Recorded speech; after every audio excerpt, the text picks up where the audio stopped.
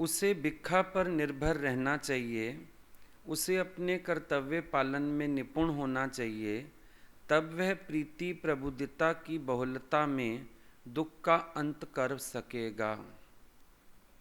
भिक्षा पर निर्भर रहना चाहिए। अब आप भिक्षा तो मांगते नहीं हो, आप बोलोगे हमारे लिए क्या बात है। हमारे लिए इतनी बात है, जो भोजन प्रसाद की थाली सामने आ जाए। इच्छा पर निर्भर नहीं होना चाहिए, पर जो सहज मिलता है उसी को प्रसाद समझ के स्वीकार कर लेना चाहिए। जो भिक्षा पर निर्भर नहीं रहेगा, फिर उसको अपनी कमाने की चिंता होगी, फिर उसके मन में नाना प्रकार की इच्छाएं होंगी। फिर वो सोचेगा मैं कमाऊं तो अपनी इच्छा से खाऊं, बहुत सारी माया में फंस जाएगा। तो भिक्षा पर निर्भर रहे, वरना शरीर के लिए बहुत सारे विचार हैं कि आपने शरीर को चलाना है, इसको जीने के लिए ही तो खाना है इसने, तो जो मिल जाए वो अन्नमय कोश में डाल दो, जठराग्नि में हवन कर दो। उसी पर ही निर्भर इसलिए भी रहना है कि इंसान का ध्यान बहुत आकर्षित होता है। पहले कमाने की सोचेगा, फिर खाने की सोचेगा, फिर खर्चने की सोचेगा। भगवान शुरू से बोलते थे अगर बहुत कमाओगे फिर लगेगा इसको खर्चने वाला भी कोई हो, फिर तुम्हारा मन घरगृहस्थ में भी जाएगा।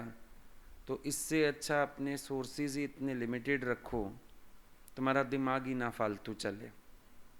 भिक्षा पर निर्भर रहे, मना अपने लिमिटेड सोर्सेज में रहे।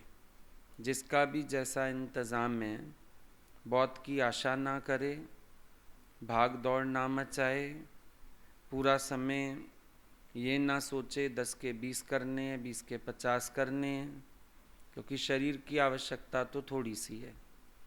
ये तो खुश रहता है, थोड़ा खा के भी, सादा खा के भी, बाकी सारी तो मन की इच्छाएं हैं। विचार करके देखो, शरीर इनकार थोड़ी करता है। ये तो मोटा अनाज खा के उल्टा खुश रहता है, स्वस्थ रहता है। लेकिन रस है मन के, जबान के, ये चाहिए ये चाहिए, उस चक्कर में बहुत सारे अनर्थ होते हैं।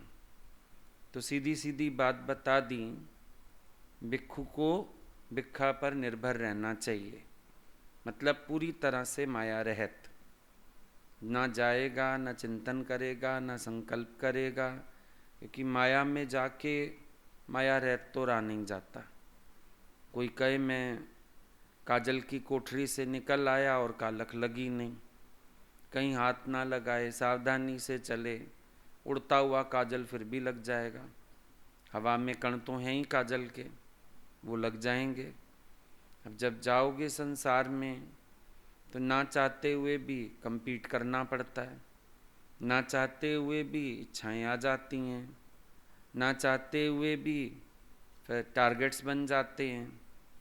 तो इसीलिए भगवान बुद्ध ने सबके लिए ये बता दिया कि भिक्षा पर निर्भर हो जाओ, इतना ही चल लो, जो मिल रहा है जैसी प्रारब्ध है वही ठीक है। बहुत की आशा मत करो, बहुत की आशा करने से दुख खरीद करोगे, बहुत की आशा करने से आखिर भी यहीं छोड़ के जाओगे। शरीर की ज़रूरत तो लिमिटेड है। अब मान लो किसी के पास बहुत सारा है तो भी खाएगा तो वही 2 चपाती, जो उसके शरीर की है भूख, उससे बाहर जाके तो खा नहीं सकता है, उतना ही तो खाएगा।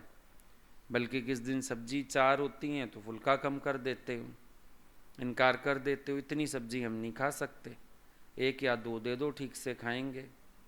चावल भी है भाई, साथ में चावल भी खाओ, पुलाव भी खाओ, बोलोगे बस फिर रोटी तो एक ही दे दो, आधी दे दो। सामान बढ़ता है तुम्हारी थाली में तो कुछ चीज़ों को क्विट करते जाते हो। मतलब ये है शरीर की ज़रूरत लिमिटेड सी है, उससे ज़्यादा ये खाएगा नहीं। हो भी जाए तो भी क्या, अभी 4 ड्रेस रखी हैं, 10 ड्रेस रखी हैं, पहनने के लिए तो एक ही निकालते हो। कभी ख्याल आया, नहाने जा रहे हो, कभी ख्याल आया आज 2 ड्रेस पहन लूँ, आज 3 पहन लूँ, पागल लगोगे, एक ही पहनते हो। तो शरीर की तो बहुत अधिक ज़रूरतें हैं नहीं, सारी है मन की हवस। अब अगर हम मन की हवस को पहचान लें तो हम इसके चंगुल से बाहर आ सकते हैं, गुजारा तो बहुत अच्छा चल जाता है। बेसिक नीड्स भगवान सबकी पूरी कर रहा है, बाकी ये जो अंदर हवस का स्वभाव है इसको हमें जीतना पड़ेगा। कितनी आवश्यकता है, 2 रोटी 2 धोती ये देने को भगवान बंधेला है। बहुत चिंता करता था विवेकानंद, रामकृष्ण परमहंस ने एक दिन आशीर्वाद दे दिया, बोला तुझे और तेरे परिवार को 2 रोटी और 2 धोती से कभी भगवान वंचित नहीं रखेगा। मोटा अन्न मोटा वस्त्र मिलता ही रहेगा। अब मोटा अन्न और मोटा वस्त्र अगर इसकी आदत है तो ये बहुत चीप है। जब तुम्हें महीन वस्त्र रेशमी चाहिए और महीन आटा चाहिए, डिशेस चाहिए, फिर तुम्हें यत्न करना पड़ेगा। वैसे तो सारे शास्त्र बताते हैं, शास्त्र तो ये भी कहते हैं भले तुम्हें चांडाल के घर से भीख मांग के खानी पड़े, भले तुम्हें दुश्मन को राज्य देना पड़े, ये सब सह लेना, लेकिन सत्य का मार्ग मत छोड़ना। सब बता ही रहे हैं, अगर हम समझ पाएँ तो, अगर हम अपने अंदर निश्चय कर पाएँ तो गुजारा तो हो सकता है, कम से कम में हो सकता है, लेकिन अंदर की जो हवस का स्वभाव है जीतना हमको बस उसको पड़ेगा। इतनी सी बात है। अब ये हम देखें हमारी सोच कैसी है। जब कंपेयर करो दूसरों से तो परेशानी होगी। मान लो तुम बैठ भी जाओ डिवोट होकर के, अब उन लोगों ने तो एक यूनिफॉर्म कर दी ना, सबके पास एक से कपड़े, अब यहाँ पे तो नहीं है। अब तुम देखो कोई वेल ऑफ घर से आ रहा है, अरे ये तो बहुत अच्छा पहन रहा है, ये तो बहुत, किसी को देख के मन में इच्छा पैदा कर लो, तो फिर तुम भिक्खु ही सही नहीं है। उसके शरीर की प्रारब्ध है, उसको जैसा मिल रहा है वो वैसा पहन रहा है। तुम्हारे शरीर की जो प्रारब्ध है वही ठीक है, क्यों उलझन में आना। अब राजा जनक को देख के शुकदेव मुनि को विचार नहीं आया कि अरे मेरे पास तो एक लंगोटी भी नहीं है और ये देखो रेशमी वस्त्र पहन के हीरे का मुकुट लगा के सजा बैठा है। शुकदेव अपने झंझट मुक्त जीवन में बड़े खुश हैं। निवृत्ति मार्ग है, झंझट मुक्त जीवन है ना। भाई संत साधु एक झोला तो उठाते हैं और कुछ नहीं, 2 वस्त्र तो चाहिए। शुकदेव इससे भी छूटे हुए हैं, दिशाएं उनका अंबर बनी हुई हैं, चलते हैं मज़े से। तो एक खुनकी अंदर भिक्षा पर निर्भर वो रह सकता है जिसको अपने अंदर खुनकी हो, पावर हो। ये नहीं कि फिर दूसरों का देख के मन चल रहा है, कभी अंदर इच्छाएं उठ खड़ी हो रही हैं। जो रस हमको पता है, तभी बोला भोगे भोग अनभोगे भोग। जब तक कोई इनसे अपने मन को छुड़ाता नहीं है तब तक वो स्थिर मन वाला नहीं हो सकता है। भोगे भोग हैं, अनभोगे भोग हैं। अब अनभोगे भोगों के प्रति एक आकर्षण है, क्या होगा मुझे पता चले।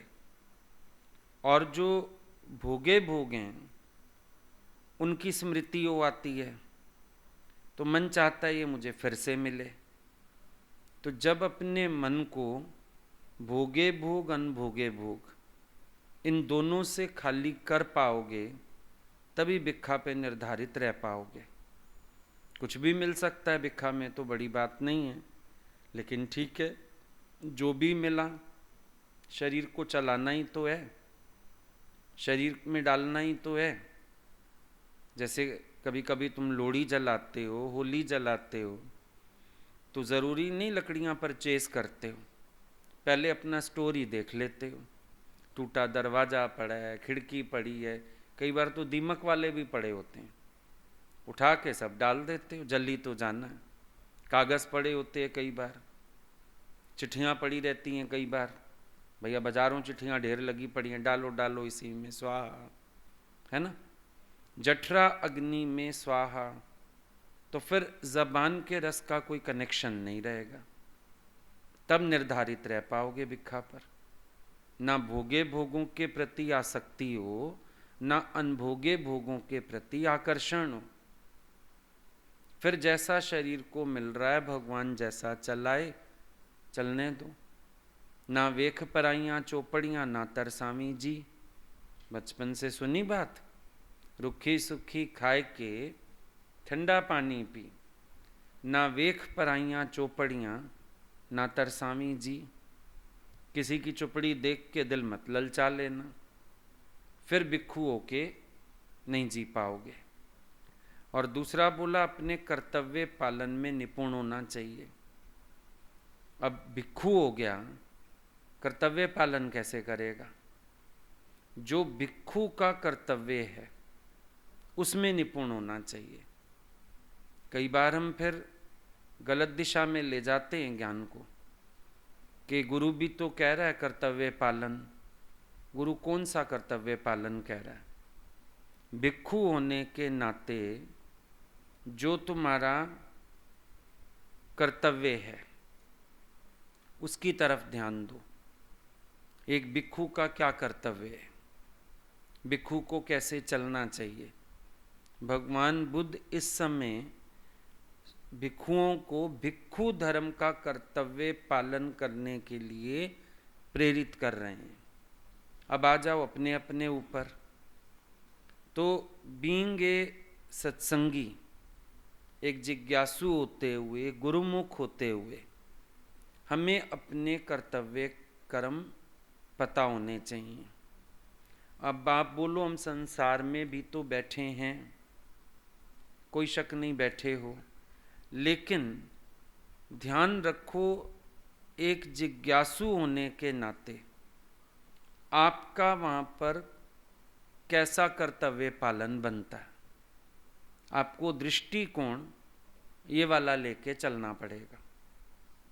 हम नहीं कह रहे नाव बाहर निकाल लो सागर से तो गतिहीन हो जाएगी, क्या करेंगे, लेकिन छेद भी तो नहीं चाहिए नाव में। दोनों बातें हैं। अगर नाव को हमने रेत पे नहीं रखना, पानी में रखना है, तो नाव में छेद भी तो नहीं चाहिए ना। ये ध्यान रखने जैसी बात है। अब जब हम सुनते हैं हमें कुछ छोड़ना नहीं, हमें तो गुरु ने घर में ही बिठाया है, आप दृष्टिकोण कम से कम ये वाला रखो कि एक जिज्ञासु होने के नाते मेरा क्या कर्तव्य बनता है। मेरा पुत्र होने के नाते क्या कर्तव्य बनता है, पुत्री होने के नाते क्या कर्तव्य बनता है, पति होने के नाते क्या कर्तव्य बनता है, पत्नी होने के नाते क्या कर्तव्य बनता है। हम उस दिशा में सोच ले जाते हैं। सोच इस दिशा में जानी चाहिए कि मेरा कर्तव्य एक जिज्ञासु होने के नाते क्या बनता है। उसमें होगा पार्ट प्ले, उसमें चलोगे आसक्ति रहित, उसमें करोगे ऊपर ऊपर से एक्टिंग। और ये दृष्टिकोण अगर उठाया तो आत्मा जाएगी भूल, सत्संग जाएगा भूल, गुरु जाएगा भूल, और आप इन्वॉल्व हो जाओगे। ये डिफरेंस करना आना चाहिए कि वहाँ पे बैठ के भी, वहाँ पे जा के भी आपके भीतर से ये ना भूले कि भिक्षु धर्म क्या है। ये याद रखने का है। भले आपको जाना भी पड़ता है, बैठना भी पड़ता है। गीता में भगवान ने सबके कर्तव्य कर्म बता दिए। मान लो वैश्य है, व्यापारी है, अब उसका बता दिया भाई कर्तव्य कर्म, तो बोला करेगा तो सही, लेकिन ठगी ना करे, चोरी ना करे, हेरा फेरी ना करे, ये हो गया ना, उसको अपना जिज्ञासु धर्म याद है, उसको अपना भिक्षु धर्म याद है। तो कर्तव्य कर्म तो भले होंगे, क्योंकि दादाजी ने तो घर से निकाला नहीं है किसी को, लेकिन ये ध्यान रखना पड़ेगा कि वो कर्तव्य पालन जिज्ञासु की दृष्टि से हो रहा है या फिर से संबंध स्वीकार करके हो रहा है। इन दो बातों में अंतर आ जाएगा। अब ज्ञानी बैठा हुआ फंसता क्यों नहीं है? क्योंकि वो इस विचार से चलता है कि ज्ञानी होते हुए क्या कर्तव्य है। ये नहीं सोचता ये रिश्ता होते हुए क्या कर्तव्य है। इन दो बातों का फर्क करके हमको हमेशा ही चलना है। तब उन्होंने बोला कि फिर ये जो प्रभु प्रीति है ना, प्रीति प्रभुदिता की बहुलता में, मतलब फिर बहुलता किस चीज की हो जाएगी? ईश्वर की, परमात्मा के प्रेम की, भक्ति की। उसमें दुख का अंत कर सकेगा, तब उसके दुख खत्म होंगे। तो ये ध्यान रखना है कि हम भले वहां बैठें, लेकिन कर्तव्य जो भी निभे, हमको ये याद रहे जिज्ञासु होने के नाते मेरा क्या धर्म है। बल्कि ये विचार तो हर समय ही साथ होना चाहिए। खाए तो विचार कर, सोए तो विचार कर, उठे तो विचार कर, बैठे तो विचार कर, चले तो विचार कर। ये तो बल्कि हरदम ही होना चाहिए, क्योंकि अपने को जांच सकते हो भाई, जिज्ञासु होने के नाते मुझे कैसे चलना है, मुझे कैसे करना है, मेरे को कैसे अपने को बांध के चलना है, बना के चलना है, विचार से चलना है। इस दृष्टि से सोचो। अच्छा, आप कभी कभी इस दृष्टि से ना सोचो, मैं की दृष्टि से सोचो, अहंकार की दृष्टि से सोचो। व्यवहार खराब होता है, कर्म खराब होता है, मन में राग द्वेष पैदा होता है, क्रोध पैदा होता है, हिंसा पैदा होती है। क्यों? मैं की दृष्टि से सोच रहे हैं। तो भिक्षु कर्तव्य पालन करे, पर इस दृष्टि से कि मैं एक भिक्षु हूं। अब मान लो कोई परिस्थिति आ गई आपके सामने, अब आपको अगर ये विचार है भिक्षु होने के नाते, तो अंदर वाला कहेगा रिएक्शन नहीं करना चाहिए। शांति हो गई 1 मिनट में, 1 मिनट में शांति हो जाती है। अब मान लो कोई आपको कुछ कह रहा है, आप रिसीव कर लेते हो, लेकिन भिक्षु होने के नाते मेरा कॉन्शियस क्या कहता है, उस तरह से आप डिसीजन ले लेते हो। आया फर्क समझ में? तो भिक्षु अपने कर्तव्य पालन में निपुण होना चाहिए, पर भिक्षु होके सोचेगा तो सही कर्तव्य का बोध होगा, निपुणता तो अपने आप ही आ जाएगी, क्योंकि ज्ञानी का कर्म गलत हो नहीं सकता। पर जब ज्ञानी ज्ञान के निश्चय से ही चलायमान हो जाए, भिक्षु अपने जिज्ञासु धर्म से ही चलायमान हो जाए, फिर जितनी मर्जी निपुणता से कर्तव्य कर्म करेगा, सफलता तो मिलने वाली है नहीं उसमें। गड़बड़ ये हो गई। अब शुकदेव मुनि क्या भूल गए? नम्रता भूल गए, नराभिमानिता भूल गए। निपुण तो बड़ा दिखाया अपने को, गाड़ी भरा के शास्त्रों की लाए, पिता के आगे से भी ऐंठ से निकल गए। निपुणता तो बड़ी दिखाई, और ये निपुणता दिखाई, ज्ञानी को किसी से प्रयोजन ही नहीं है, समदृष्टि हो गई है। कौन पिता कौन पुत्र, होने की कोशिश तो यही की थी, निपुण होने की कोशिश की, लेकिन ठप्पा किस चीज का लगा? अज्ञान का। जाओ भैया राजा जनक की शरण। क्यों? विचलित हुआ स्वधर्म से। स्व भूलेगा, स्वधर्म से भी विचलित होएगा। इसीलिए भिक्षु को ये याद रहना चाहिए कि मैं भिक्षु हूं, तब कर्तव्य कर्म में निपुण हो पाएगा, किसी के प्रति भी। अभी गुरु के प्रति भी कभी कभी हम भूलें करते हैं, गुरु भाइयों के प्रति भी करते हैं। क्यों कर जाते हैं? क्योंकि हर एक अंदर से ये भूल जाता है कि मैं भिक्षु हूँ। हर एक ये भूल जाता है मुझे सिखाने का अधिकार नहीं, मुझे बोलने का अधिकार नहीं, तू क्यों बोला। ज्ञान कोई भी कब याद आएगा? जब तुम भिक्षु होंगे, तब तुम्हारे व्यवहार में खोट नहीं होगा, कर्तव्य पालन निपुणता से करोगे। हम निपुणता में न कर्म को निपुण करते हैं, जबकि भाव प्रधान है। भाव तो पहले कर्म की क्वालिटी सिद्ध करेगा ना, फिर अच्छे से बनाओगे ना। बात तो ये है, अगर भाव नहीं समारा, कर्म कितना ही अच्छा करो, सो तो चीज गलत ही हो जाएगी ना। पहले तो भाव। आ जाना है तुम्हारे घर किसी वैष्णव भगत ने मेहमान होके, अब तुमने मुर्गा बना दिया, बड़ा महंगा लाया, 500 रुपये का मुर्गा लाया, इतने मसाले डाले, समझो डिश 700-800 रुपये में बन के तैयार हुई, बड़ी निपुणता दिखाई तुमने। अगला तो भूखा ही वापस जाने वाला है।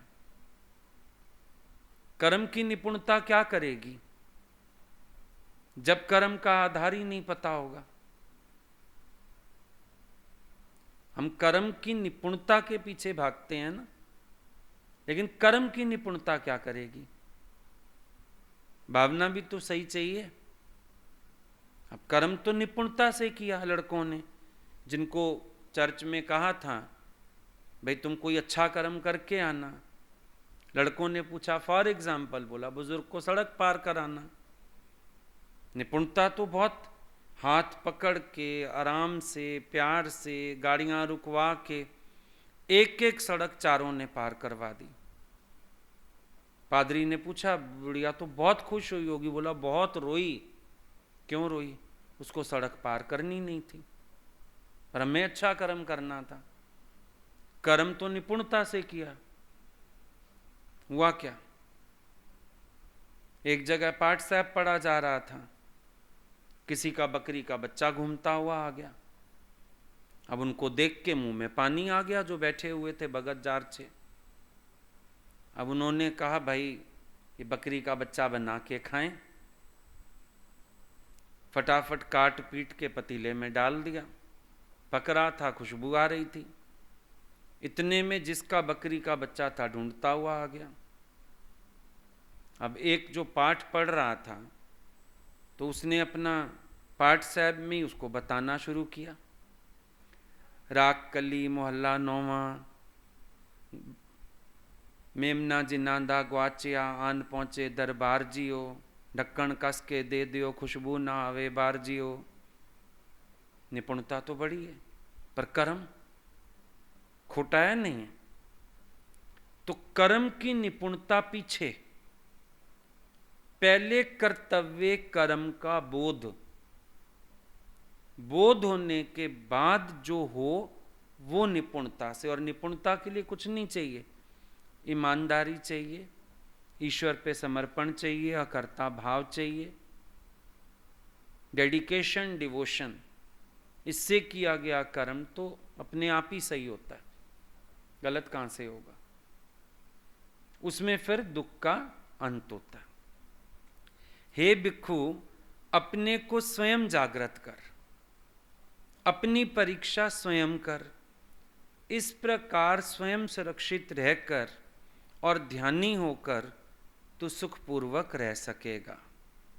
हे भिक्षु, अपने को स्वयं जागृत कर। गुरु के जगाने से बात नहीं बनेगी। सुबह मां जगा देती है, पर जब तक आप अपने को नहीं जगाते, आप बिस्तर नहीं छोड़ सकते। घड़ी अलार्म बजा देती है, जब तक आप अपने को नहीं जगाते, घड़ी तो बज बज के चुप हो जाएगी बेचारी। तो भिक्षु स्वयं को जागृत कर। तुम्हें जो अपनी सुरती आप जगानी है, अपना विवेक आप जगाना है, होश में खुद रहना है, स्वयं को जागृत कर। नींद में समय मत गवा, अपने आप को जगा के रखना पड़ता है। जैसे देखते हो कभी कभी सत्संग में बैठ के ऐसे आंखें भारी होने लगती हैं, अपने को जगा के रखते हो।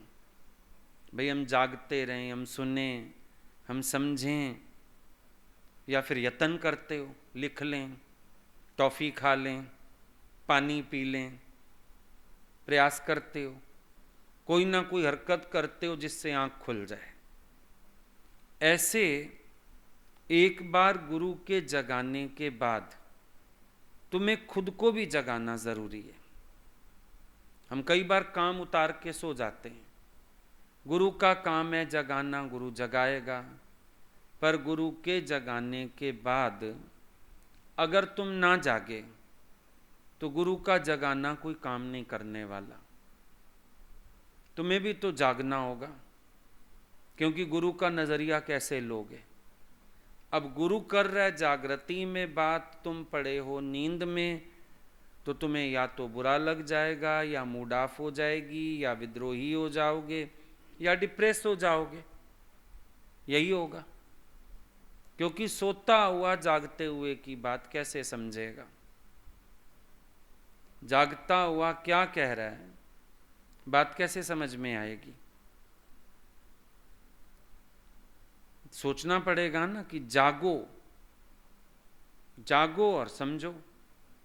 कई बच्चों को माँ जगाती है, बाथरूम में जाके ही सो जाते हैं। छोटे बच्चे होते हैं ना, माँ बाथरूम की कुंडी नहीं लगाने देती सुबह बच्चों को, तो दरवाज़ा बंद नहीं करेगा। क्यों? उसको पता है ये सो गया अंदर जाके, पर अंदर जाके जगाना तो पड़ेगा, स्कूल तो भेजना।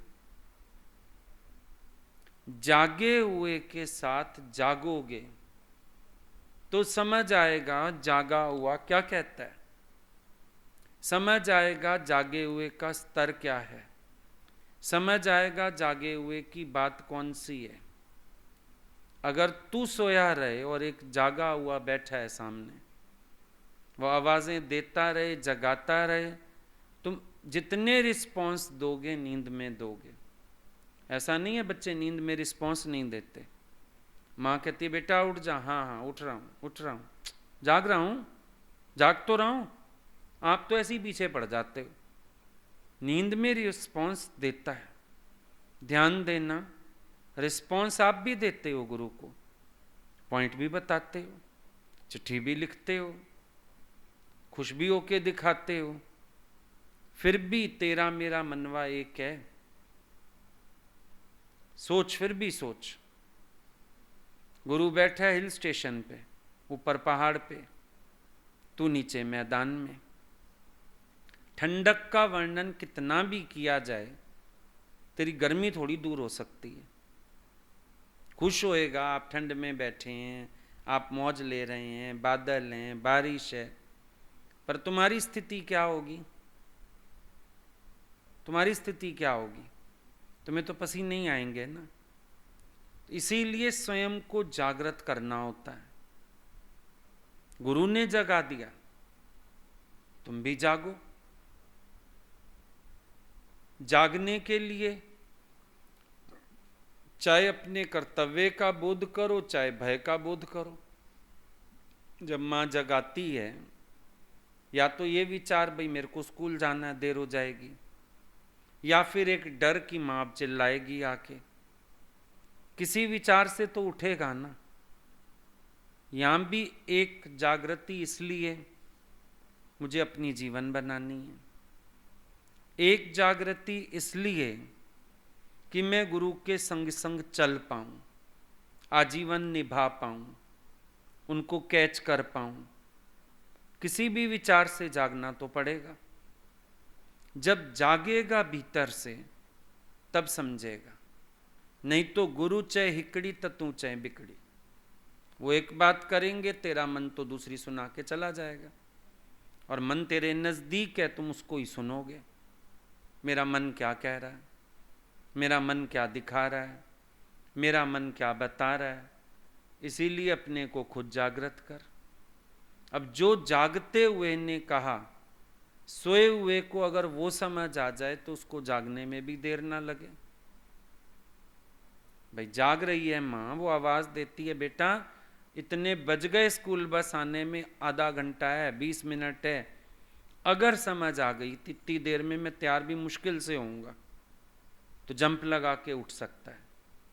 जागते हुए की बात समझ आ जाए तो अपनी जकड़न तोड़ना, अपनी नींद तोड़ना आसान हो जाता है। देखो कोई जगा सकता है, पर तुम्हारी नींद तुम ही तोड़ोगे, तुम्हारी जकड़न तुम ही तोड़ोगे। कोई तुम्हारी नींद में आके नहीं जगा सकेगा ना, बाहर से जगाएगा। उद्यम तुम्हारा, पुरुषार्थ तुम्हारा। भिक्खु स्वयं को जागृत कर। गुरु को तो मां की तरह कभी कभी कड़वी बात भी कहनी पड़ती है ताकि तुम जाग सको। किसमें? भिक्खु धर्म में, भिक्खु धर्म के कर्तव्य पालन में जाग सको। क्योंकि तुम भिक्खु होके फिर भिक्खु धर्म से हट जाते हो। भिक्खु कैसा नम्रतावान होवे, भिक्षा के अन्न पे गुजारा करे, उसको कैसा नम्रता वाला होना चाहिए। तुम फिर अभिमान में आते हो। तो तुम्हें जगाने के लिए माँ को कभी कभी चिल्लाना भी पड़ता है, पानी भी डालना पड़ता है, चांटा भी जड़ना पड़ता है जगाने के लिए। पिटता हुआ उठता है बच्चा, रोता हुआ भी उठता है, लेकिन बाद में उसको लगता है तो आज माँ ने जगा दिया, फिर छुट्टी हो जाती थी मेरी। गुरु की भलाइयाँ बाद में समझ आती हैं। कब? जब आत्म जागरण होता है। जिसको आत्म जागरण नहीं हुआ उसको गुरु की भलाई कभी समझ नहीं आएगी, गुरु की बात ही नहीं समझ आएगी। भलाई तो बड़ी आगे की बात है। गुरु का एक एक शब्द तुम्हारे भिक्खु धर्म को ध्यान में रखते हुए, उसकी पूरी गाइडेंस तुम्हारे भिक्खु धर्म को ध्यान में रखते हुए, उसके सारे वार तुम्हारे भिक्खु धर्म को ध्यान में रखते हुए, मिट्टी पर पूरा वार कुम्हार का, उसके मटका जो उसने बनना है, शेप जो बननी है, उसको ध्यान में रखते हुए, उन्हीं हाथों से वो गिलास बनाता है, उन्हीं हाथों से मटका बनाता है, उन्हीं हाथों से सुराही बनाता है। उसके माइंड में इमेज होती है ना, उस हिसाब से चक्का वही है उसका, मिट्टी भी वही है, शेप्स बना देता है उसके दिमाग में। गुरु की हर जागृति, एक एक शब्द अपने आप में जागृति है। गुरु की हर जागृति तेरे भिक्खु धर्म को ध्यान में रखते हुए, क्योंकि गुरु का बड़ा कर्तव्य हो जाता है, अगर वो भूल जाएगा तुम्हारा भिक्खु धर्म तो फिर गड़बड़ हो जाएगी। डॉक्टर नहीं भूल सकता ये पेशेंट है, डॉक्टर उसमें कोई सुख बुद्धि नहीं रख सकता, उसको इलाज करके उसको ठीक करना है। सतगुरु उसका भी कर्तव्य हो जाता है। तभी बोला गुरु बहुत हैं, गावे गावे हों फिरा संता बड़ा सुकार, पर जिस दी तलब असानू उसदा बड़ा डुकार। प्रॉपर कुमार कोई मिले, गोरा कुमार ले ली ना परीक्षा, नामदेव को ठोक दिया अच्छे से और कहता है कच्चो रे कच्चो, अभी कच्चा है। कुमार भी ऐसा चाहिए, कुमारगिरी में निपुण होवे। गुरु भी ऐसा चाहिए, वो अपने गुरुत्व में निपुण होना चाहिए। सब गुरु नहीं हो सकते, सब कथाकार हैं, कथावाचक, सत्संग सुना सकते हैं, लेकिन गढ़ना, शेप देना, जागृत करना, ये सतगुरु का एक बड़ा काम होता है। और वो हर वक्त हमारे भिक्खु धर्म को ध्यान में रखते हुए जागृतियां देता है। वो जागृतियां हैं, उसका क्रोध भी जागृति है, उसकी गाली भी जागृति है, उसका प्यार भी जागृति है, उसकी पुचकार भी जागृति है। जागते हुए का कोई कर्म नींद में तो है नहीं। अब हम खुद जागृत नहीं है, प्यार और पुचकार में हम सोचते हैं लाड कर दिया, खुश हो गए। डांट में, गाली में हमने सोचा हमें कुछ कह दिया, हम चिढ़ गए, क्योंकि हम जागे नहीं। एक एक हरकत, एक एक शब्द जगाने वाला। सूर्य ज्यों ज्यों उदय होएगा रोशनी बढ़ेगी, गर्मी बढ़ेगी। ब्रह्म ज्ञानी के चौगिर्द बैठे रहोगे, जागृतियों के अलावा कुछ है नहीं उसके पास।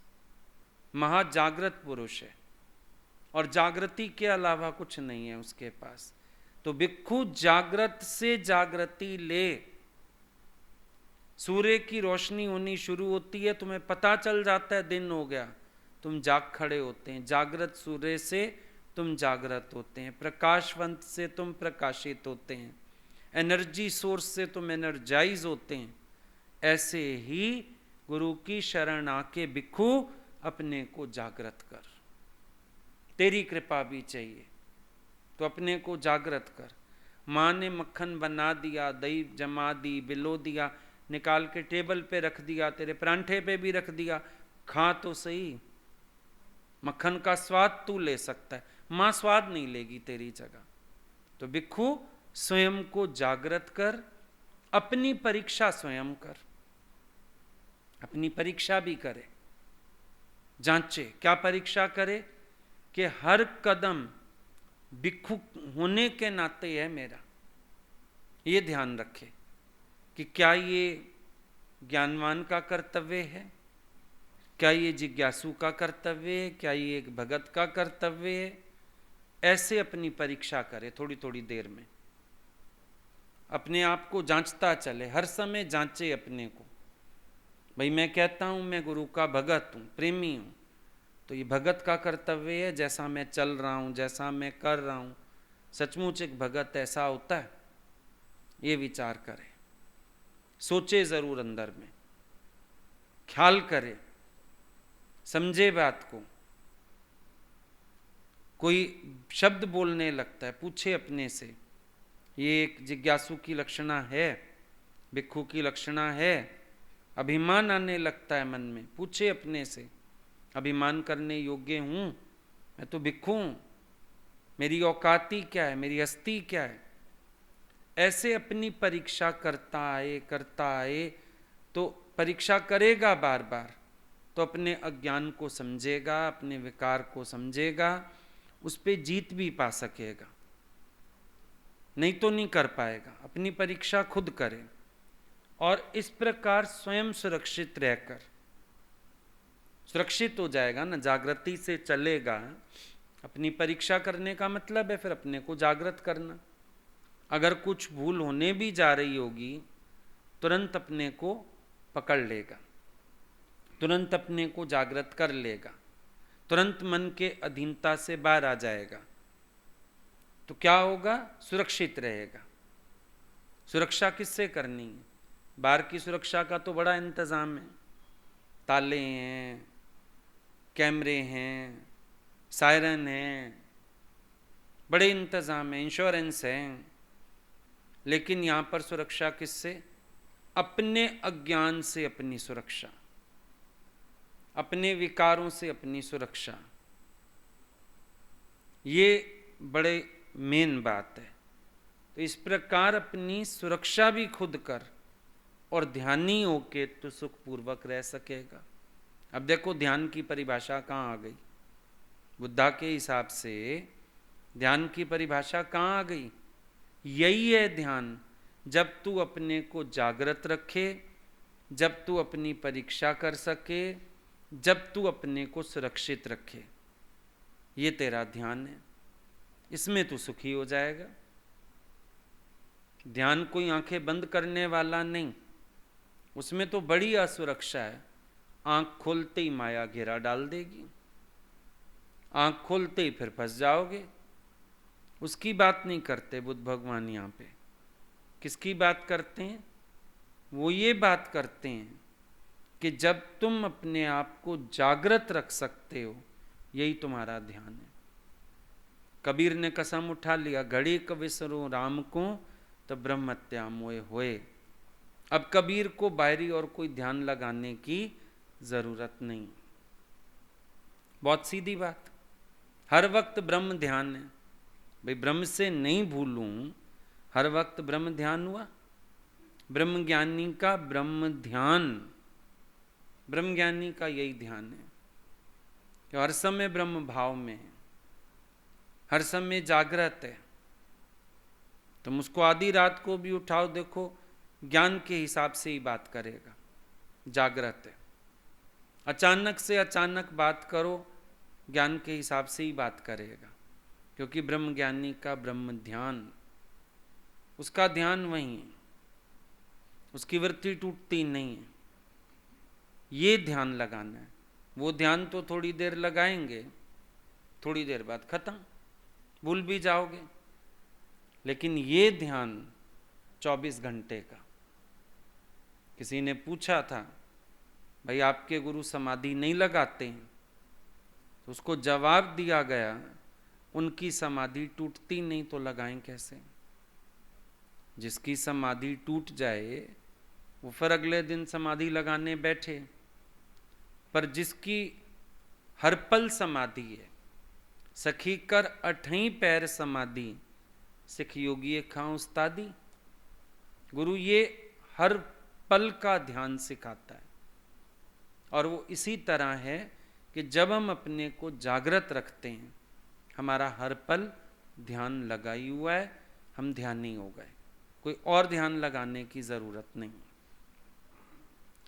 क्योंकि तू अपना स्वामी आप ही है, तू स्वयं अपनी शरण है, इसलिए अपने आप को उसी तरह काबू में रख जिस प्रकार व्यापारी अच्छे घोड़े को काबू में रखता है। अब ये रियलाइज करना सबसे पहले कि तुम अपने स्वामी आप ही हो। तेरी नमस्कार तुझे खुद को होनी चाहिए। राजा जनक को अष्टावक्र मुनि ने ज्ञान सुना के स्थिति में खड़ा किया है कि राजा जनक कहता है मेरी नमस्कार मुझे खुद को है। तो अपना स्वामी आप ही है। बाहर तो थोड़ा समय किसी को स्वामी बनाया जाता है, संसार में भी होता है। देखो आप कहीं जिम जाते हो, थोड़े दिन ट्रेनर आपकी हेल्प करता है, फिर तो जाके आप अपने आप शुरू हो जाते हो, वेट नहीं करते। नए नए जाओ तो वेट करते हैं, सर आ जाएं फिर शुरू करेंगे, सर बताएंगे क्या करना है। फिर तो आपको पता होता है आज मैंने कार्डियो करना है, आज मैंने ये करना है, शुरू कार्डियो से करूँगा, बाद में वेट लिफ्टिंग करूँगा, फिर आपको आ जाता है। ऐसी स्टेज भी आती है आप ट्रेनर की हेल्प करने लगते हो, नए बच्चे आ गए, ज़्यादा बच्चे आ गए, आप ही हेल्प करने लगते हो, आपको भी आ गया, आप भी बता देते हो उसको। हर जगह तुम देखो, पहले किसी को स्वामी बनाते हैं, फिर स्वामी के अंडर रह के हम अपने पर स्वामित्व हासिल करते हैं। किसी को स्वामी बनाने का मतलब भी यही है कि वो तुम्हें अपना स्वामी होना सिखा दे। आप बुटीक पे जाओ सिलाई सीखने, तो एक समय आपको लगता है ना, वो आपको इतना इंडिपेंडेंट कर दे कि आप अपना बुटीक चला पाओ। नहीं आई बुटीक वाली, आप इंतज़ार नहीं करते, कपड़े उठाए, काटे, सिल दिए। वो आती है, हाँ भाई क्या कर रही है, देखो तो आज हमने सूट तैयार कर दिया पीछे से, वेरी गुड, अच्छा किया। स्वामित्व आ जाता है ना। यहां पर भी गुरु नहीं कहता मैं आजीवन तेरा स्वामी बना रहूंगा। कृतज्ञता है, हम उनको स्वामी मान के चलते हैं, समर्पित रहते हैं, लेकिन भीतर का स्वामित्व हासिल हो जाता है। आप अपने मन के इंद्रियों के मास्टर बन जाते हो।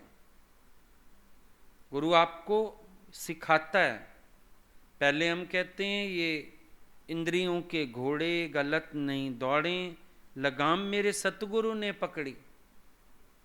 पहले गुरु बराबर काबू करके देता है, ये घोड़े अड़ियल हैं, हाथ नहीं आते तुम्हारे, गुरु काबू करता है, पर काबू करके देगा तुम्हारे ही हाथ में। कब लगाम तुम संभालो, इन घोड़ों को तुम कंट्रोल करना सीखो, इन घोड़ों को अपने अकॉर्डिंग चलाओ, क्योंकि गुरु हर टाइम तुम्हारे साथ थोड़ी बैठा रहेगा। तुम जाओगे कहीं, परिस्थितियां तो तुम्हारे सामने आएंगी, अब तुम अपने मन के, अपनी इंद्रियों के अगर स्वामी नहीं हो तो मन इंद्रियां तुझे घसीट के ले जाएंगी, या गुरु को फोन में लाएगा, आओ आओ मुझे संभालो। शुरू में डिपेंडेंसी होती है गुरु पे, छोटी से छोटी बात भी हम आके करते हैं, पूछते हैं, बात करना चाहते हैं, पर आगे चल के गुरु हमको खुद को मास्टर बना देता है। बस मास्टर की मास्टरी मत करना, मास्टर को भूलना नहीं, ये ध्यान रखना। क्योंकि जब हम स्वामी होने के अभिमान में आए और हमने स्वामित्व देने वाले के प्रति कृतज्ञता प्रकट नहीं की या उसको भूलने लगे, उसको सजदा नहीं किया हमने, तो फिर हम धीरे धीरे स्वामित्व खोने लगते हैं। अहंकार हर जगह बाधक है, अहंकार हर जगह गिराने वाला है। इस अहंकार से बचना, यानी अब तो मैं स्वामी हो गया खुद ही, तो क्या हुआ, पिता हो जाओ तो भी तुम्हारे पिता की अपनी कीमत होती है, पिता को पिता कहना नहीं छोड़ देते। तो चाहे तुम स्वामी हो जाओ, फिर भी स्वामी स्वामी, ये ध्यान रख के चलना पड़ेगा। पर ये गुरु की बड़ाई है जो हमें स्वामित्व दे देता है, ये गुरु की बड़ाई है। लेकिन शिष्य की बड़ाई क्या है? अंदर का प्रेम, कृतज्ञता, भाव वो बना के रखे, ये उसकी बड़ाई है। तभी उसका स्वामित्व कायम रहता है। नहीं तो भगवान ने बोला गीता में, मेरे जाने के बाद प्राय ये ज्ञान अलूप हो जाता है। हमने गुरु जी से बोला, उधर से कृष्ण कहता है मैं जाता नहीं, फिर कहता है मेरे जाने के बाद ज्ञान अलूप हो जाता है। क्या मतलब है? फिर क्या वो अपने को जाने वाला मान रहा है? बोला नहीं, एक तो बात आ गई शरीर रूप से जब जाता हूं तो ज्ञान प्रकट करने वाला कोई नहीं रहता, अलूप हो जाता है। दूसरा बोला, जिस भगत के मन में कृतज्ञता चली गई, उसने अपनी मैं कर ली, अपने को ज्ञानी मान लिया, गुरु के प्रति कर्तव्य कर्म भूल गया, तो उसके मन से जैसे मैं चला गया तो प्राय ये ज्ञान अलूप हो जाता है। भगवान ही निकल गया तो अब क्या बचेगा बाकी। इसीलिए देखो, संसार में हमको सबके प्रति कर्तव्य कर्म याद रहता है। आज अपने बच्चे से थोड़े दिन ना मिलो, खाली मैसेज से भी तृप्ति नहीं होती, एक बार फोन तो करें, आवाज़ तो सुने, बेटा तू ठीक है, ऐसा है ना। संसार में कई जगह हम लोग कर्तव्य करते हैं। कोई मैसेज भी कर दे, फॉरेन गया कहीं गया, मैसेज कर दे मैं ठीक हूँ, फिर भी हम फोन में, अरे अभी अभी तेरा मैसेज आया, मेरे को लगा फ्री है बात कर लूँ, होता है ना। ऐसे गुरु के प्रति भी होश रहना चाहिए। क्या होता है, ज्ञान के बाद हम कभी कभी अपनी मैं में आ जाते हैं, अब तो हमें बोध हो गया, अब तो मिल गया जो मिलना था, तो अंदर वाला कर्तव्य कर्म भूल जाता है। तो जब स्वामी को स्वामी मानना भूल जाओगे तो प्रकृति फिर एक पनिशमेंट देती है। गुरु रुसे ता मत खसे, हणे ना ब्यो को हथियार। इसीलिए हमेशा नम्रता, प्रेम, भाव ये बना रहना चाहिए। लेकिन गुरु तुम्हें बड़ी उदारता से बताता है, तू अपना स्वामी आप ही है, उदारता से बताता है। उसको डर नहीं है कल मेरे को स्वामी नहीं मानेगा, तो उसको ये भय नहीं है। जो मानेगा वो भी अपने लिए, जो अपने कर्तव्य का होश रखेगा अपने लिए, कृतज्ञ रहेगा अपने लिए। लेकिन ज्ञानी को ये डर नहीं है कि अगर ये कल को स्वामी बन गया तो सही स्वामी बनेगा तो वो अपनी कृतज्ञता का भी स्वामी होगा। देखो, जो सही चलेगा, सही स्वामी बनेगा अपने मन का, इंद्रियों का, भावों का, तो क्या वो अपने अहंकार का स्वामी नहीं होगा? क्या वो अपनी कर्तव्य बोध का स्वामी नहीं होगा? और है ही गलत, ज्ञानी उल्टा उठाया, अधूरा उठाया, तो उसका वैसे भी कुछ नहीं हो सकता। बहुत सीधी बात है।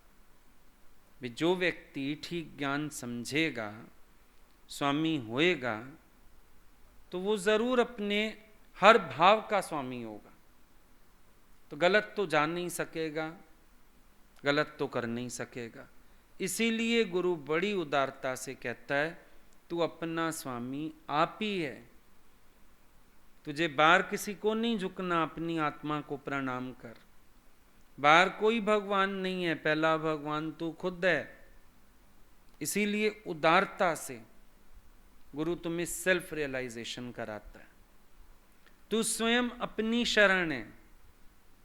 अब गीता में बोला, माम एकम शरणम वज्र। सब लोग उलझ गए, कृष्ण की शरण में जाना है। पहले ये तो जान लो कृष्ण कौन है। कृष्ण व्यक्ति नहीं है, कृष्ण शक्ति है। कृष्ण नाम रूप का नाम नहीं है। अब एक युग विशेष पोशाक हो गई कृष्ण की। जो भी कृष्ण को आप जानते हो, एक युग विशेष पोशाक है ना, बांसुरी वाला और पीली धोती वाला, मुकुट वाला, जैसा भी तुम जानते हो, राधा वाला, एक युग विशेष पोशाक है। लेकिन कृष्ण उतने थोड़ी। अभी एक कोई खास दिन है, भगवान कोई साड़ी पहन के आए, फिर उसी साड़ी में वो भगवान है, अदरवाइज नहीं है। ये तो बात हो नहीं सकती। तो सबने क्या किया? कृष्ण की शरण को समझा नहीं। कृष्ण की शरण माना अपनी आत्मा की शरण। माम एकम शरणम वज्र, मैं जो एक ही हूं, एक ही हूं माना आत्मा। अर्जुन को भी बोध कराया, तू भी वही आत्मा, यानी अपनी आत्मा की शरण आना। यही है कृष्ण की शरणागति लेना। तो तू अपनी शरण में ही है, बाहर किसी की शरण में नहीं है। गुरु हम आपकी शरण है, फलाना हम आपकी शरण है, नहीं, किसी की शरण नहीं। गुरु के लिए भी श्रद्धा रखोगे, गुरु पलट के तुम्हारी श्रद्धा तुम्हारे ही स्वरूप में कराएगा। गुरु के लिए भी प्यार रखोगे, पलट के वो प्यार तुम्हारे ही स्वरूप में कराएगा। इसीलिए तो ज्यादा प्यार आता है। तुम देखना, जिसने समझा होगा, जिसकी स्थिति बनती है, उसके जीवन में भक्ति ज्यादा बढ़ती है। सो क्यों विसरे जो विकते काटे, जन्म जन्म का टूटा गांडे। उसको ज्यादा कद्र पड़ जाती है गुरु की, जिसको हकीकत में बोध होता है। और जिसको केवल ज्ञान के शब्दों से अहंकार होता है, उसका नाता गुरु से शनय शनय दूर होता जाता है, उसकी दूरी बढ़ती जाती है। क्योंकि उसके पास कोरे शब्दों का खेल है, खेल रहा है शब्दों से, अनुभव कुछ हुआ ही नहीं। क्योंकि जो अनुभूति होती है, ज्यादा ही मन झुकता है, ज्यादा ही प्रेम आता है, ज्यादा ही भाव उमड़ने लगते हैं, और ही अंदर वाले को जल्दी जल्दी मिलने को दिल करता है, बात करने को दिल करता है। ऐसे लगता है गुरु ने तो कितनी कृपा कर दी मेरे ऊपर, पर पहले बोध होए। ये बात बिल्कुल सही लगती है। भगवान कहते हैं, हम बोलते थे सिक्का सिक्का शल न मिला, कि गीता भगवान को बोला यही बात सही है। बोला नहीं मिलो, बोला मिलने के बाद हम ठंडे हो जाएंगे। बोला क्या पता ठंडे होगे या ज्यादा उमंग बढ़ जाएगी, मच भरे, और ही ज्यादा बम्बट जल जाएगा।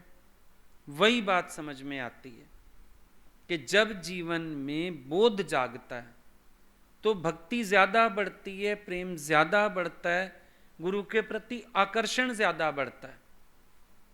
ये नहीं होता कि अब तो मैंने पा लिया जो था के पाना, पर जहां से पाया वहाँ आस्था हो जाती है। अब देखो संसार में ही होता है, कोई वैष्णो देवी गया, उसको बेटा हो गया, कोई और मुराद पूरी हो गई, अब वो नियम बना लेता है जाने का। सब कहते हैं आप हर साल जाते हो, मैं 6 महीने में जाता हूँ। बेटा वहीं से हुआ ना,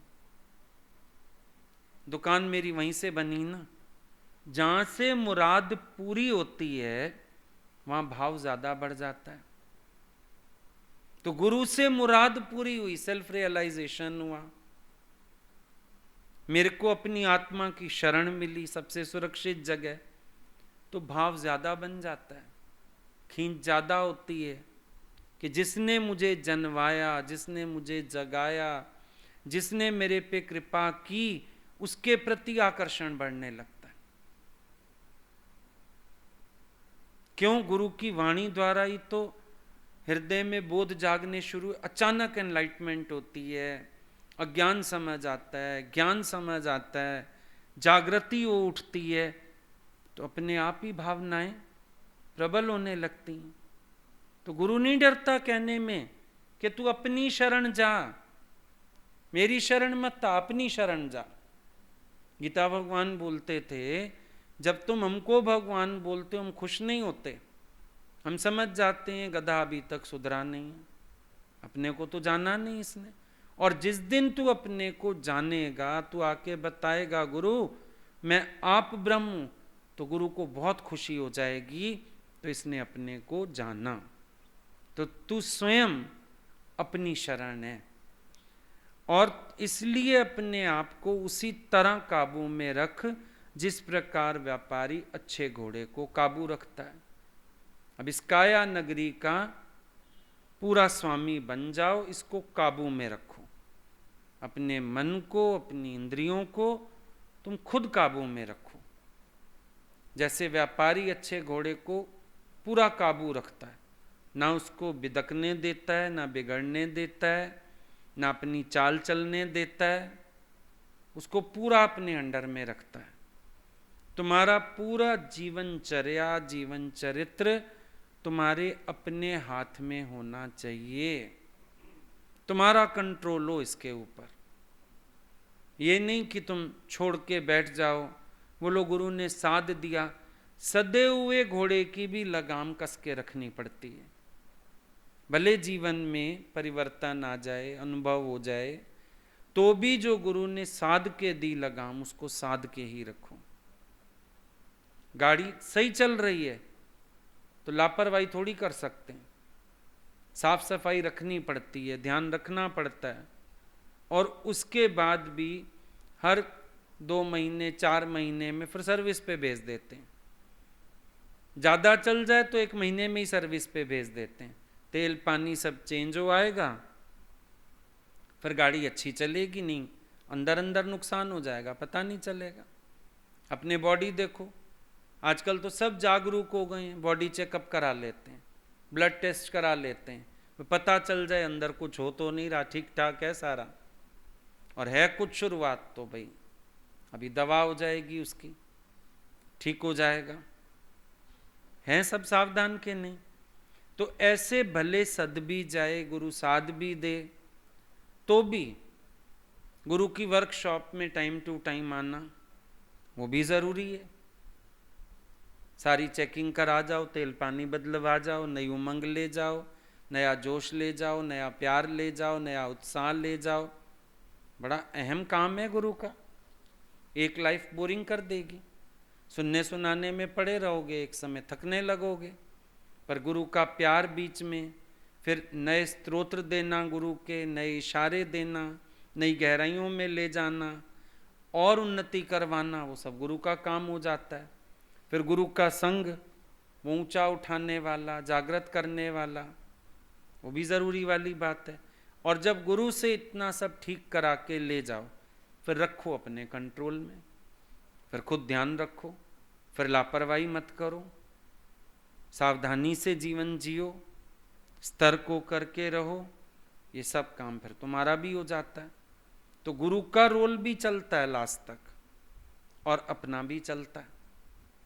असावधान कहीं नहीं हो सकते, गुरु का रोल भी चलेगा।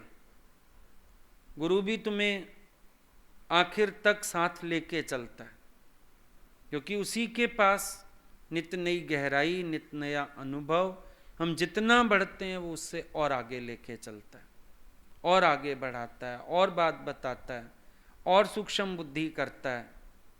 ये सब गुरु का काम है, सतगुरु का। खाली ज्ञान सुनाना गुरु का काम नहीं है। गुरु का तो बहुत रोल है, ज्ञान सुनाना तो एक पार्ट है बस उसका। मेन रोल तो उसके और बहुत सारे हैं। तो उसमें फिर हमारा कोऑपरेशन, हमारा कोऑर्डिनेशन, वो भी साथ चाहिए होता है। तो भिक्खु, तू अपना स्वामी भी आप है, अपनी शरण में भी है, इसलिए अपने को पूरा काबू रख।